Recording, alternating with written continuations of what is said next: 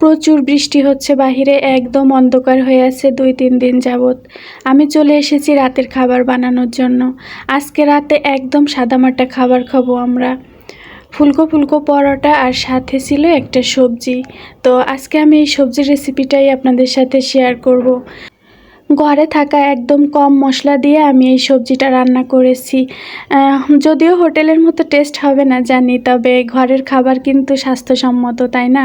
তো রান্নাটা করে ফেলেছি আর আমরা রাতের খাবারটা কিন্তু খেয়ে নিচ্ছি। সবজি খেয়ে কিন্তু ওরা দুজনই প্রশংসা করেছে। আসসালামু আলাইকুম। আমি জয়ের আম্মু বলছি গাজীপুর থেকে। কি খবর আপনাদের সবার, কেমন আছেন? আশা করছি আল্লাহর রহমতে সবাই অনেক বেশি ভালো আছেন এবং সুস্থ আছেন। আলহামদুলিল্লাহ, আমিও আল্লাহর রহমতে বেশ ভালো আছি। বাহিরে তো প্রচুর বৃষ্টি হচ্ছে আর চারিদিকে একদম অন্ধকার হয়ে আছে। আজকে আমি রাতের খাবার রান্না করব, তো ভাবলাম যে এখন থেকেই ভিডিওটা শুরু করে দিই। এখানে আমি সবজি কেটে নিচ্ছিলাম, আলু, পেঁপে, পটল আর মিষ্টি কুমড়া। খুব সুন্দর করে আমি একটা সবজি রান্না করব। প্রত্যেকদিন রাতে তো ভাত খাওয়া হয়, তো আজকে ভাবলাম যে একটু ভিন্ন ধরনের খাবার খাই। সমস্ত সবজিগুলা কিন্তু আমি একভাবে কেটে নিব, এতে করে হবে কি সবজিটা দেখতেও ভালো লাগবে। আমার ঘরে যে সবজিগুলা ছিল আমি সেইগুলা নিয়েছি, আরও যদি বাড়তি সবজি অ্যাড করা হয় তাহলে কিন্তু আরও অনেক বেশি ভালো লাগে। এই সবজিটার সাথে আমি একটু মুগ ডাল দিব। যদিও আমার ঘরে বুটের ডাল নেই, তো মুগ ডাল দিয়ে আমি রান্নাটা করছি। বুটের ডাল দিলেও কিন্তু অনেক বেশি ভালো লাগে। হোটেলের থেকে যে আমরা সবজিটা কিনে খাই সেটা কিন্তু বুটের ডাল দিয়েই করে থাকে। তো এখানে সবজিগুলো কেটে এখন আমি পেঁয়াজগুলাও কেটে নিব।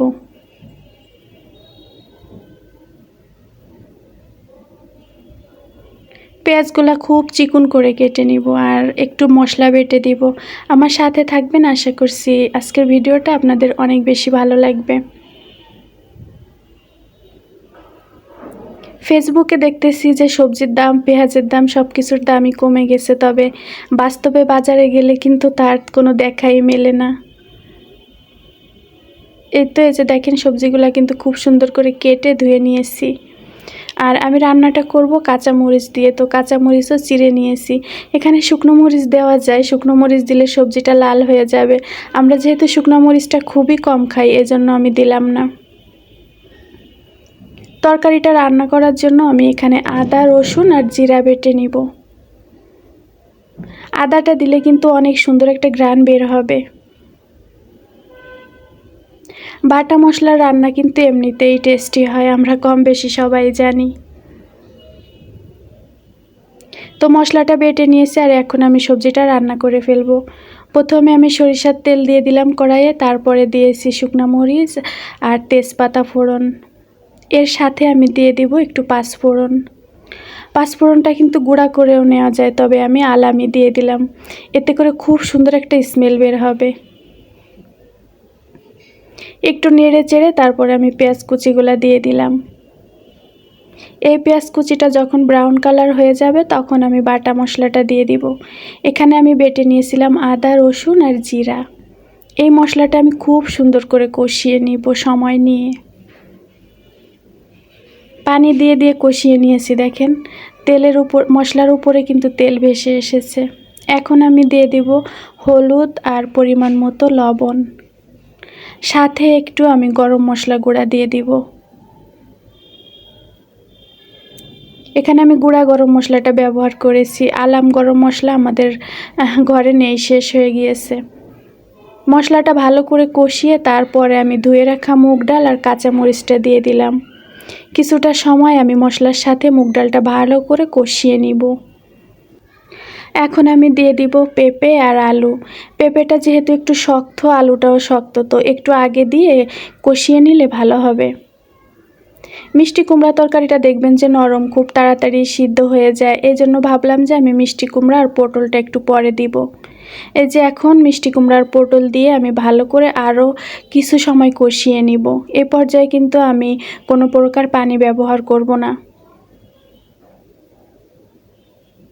নেড়ে চেড়ে খুব সুন্দর করে কিন্তু সময় নিয়ে কষিয়ে নিয়েছি, দেখলেই কিন্তু বোঝা যাচ্ছে। আর এত সুন্দর একটা ঘ্রাণ বের হয়েছে, সেই ঘ্রাণটা কিন্তু আমি আর আমার ছেলেই পাচ্ছি। তো এখন এই যে একটু নেড়ে চেড়ে আমি পানি দিয়ে দিব। আর পানিটা কিন্তু বেশি দিব না। সবজিটা আমি প্রায় 40% মতো সিদ্ধ করে ফেলেছি কষানোর উপরেই। এখন আমি অল্প করে একটু পানি দিয়ে দিব। কিছু সময় পরে একটু দেখতেছিলাম যাতে তলানিতে লেগে না যায়, এদিকে কিন্তু সতর্ক থাকতে হবে।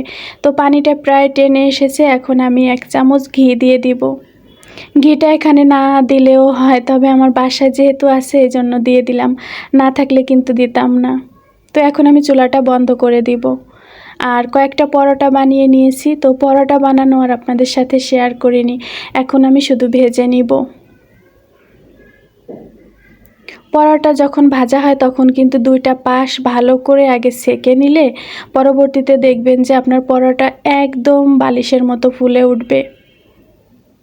2টা পাশ যখন ভালো করে সেঁকা হয়ে গেছে তারপরে কিন্তু আমি এখানে সয়াবিন তেল দিয়েছি। আর এখন মাশাআল্লাহ পরোটাগুলো এত সুন্দর করে ফুলেছে, প্রত্যেকটা পরোটা কিন্তু বালিশের মতো ফুলে গেছে। তো আমি এভাবে সবগুলা পরোটা ভেজে নিয়েছি। দেখতে কিন্তু খুব সুন্দর হয়েছিল আর খেতেও বেশ মজা হয়েছিল। তো আমার রান্না শেষ করতে করতে প্রায় 8:30টার মতো বেজে গেছে। এখন আমরা রাতের খাবারটা খেয়ে নিব। তরকারিটা দেখতে যেমন সুন্দর হয়েছিল, মাশাআল্লাহ খেতে আলহামদুলিল্লাহ ভীষণ টেস্টি হয়েছিল। তো আমি কথা বলতে বলতে কিন্তু ভিডিওর একদম শেষ পর্যায়ে চলে আসছি। আমাদের দেশের অবস্থা কিন্তু তেমন ভালো না, বন্যায় একদম খারাপ অবস্থা, কত কষ্ট করছে আমাদের দেশের মানুষ। তো সবাই সবার জন্য দোয়া করবেন। কার দোয়া কখন কাজে লেগে যায় আমরা কিন্তু কেউই জানি না। সবাই অনেক বেশি ভালো থাকবেন এবং সুস্থ থাকবেন।